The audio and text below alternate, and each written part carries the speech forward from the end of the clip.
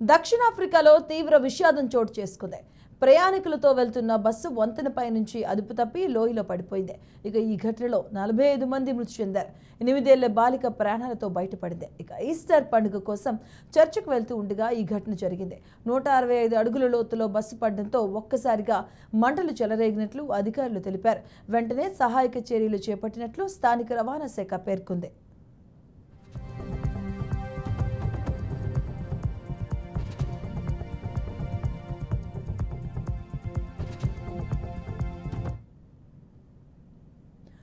మొత్తం 46 మందితో కూడిన బస్సు బోట్స్వానా నుంచి మొరియాకు బయలుదేరింది. కొండపై నిర్మించిన వంతెన మూల మలుపు వద్ద అదుపు తప్పడంతో బస్సు లోయలో పడినట్లు అధికారులు పేర్కొన్నారు. ఇక ఈ ఘటనలో బస్సు డ్రైవర్ సైతం చనిపోగా ప్రాణాలతో బతికున్న బాలికను సమీప ఆసుపత్రికి తరలించినట్లు చెప్పారు.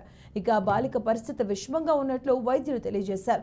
సహాయక చర్యలు కొనసాగుతున్నాయని, కొన్ని మృతదేహాలు గుర్తించలేనంతగా మంటలో కాలిపోయినట్లు అధికారులు పేర్కొన్నారు. ఘటనకు సంబంధించిన వివరాలను బోట్స్వానా అధ్యక్షుడితో దక్షిణాఫ్రికా అధ్యక్షుడు సిరిల్ రమఫోనా పంచుకున్నారు. ఇక మృతుల కుటుంబాలకు ఇరు దేశాల అధ్యక్షులు సానుభూతి తెలిపారు. ఈస్టర్ వీకెండ్ నేపథ్యంలో వంతెనపై విపరీతమైన ట్రాఫిక్ ఉంటుందని స్థానిక యంత్రాంగం తెలిపింది. ప్రయాణికులు వెళ్లాలనుకున్న జియాన్ చర్చ్ ఆ దేశంలో ఉన్న అతిపెద్ద చర్చిల్లో ఒకటి.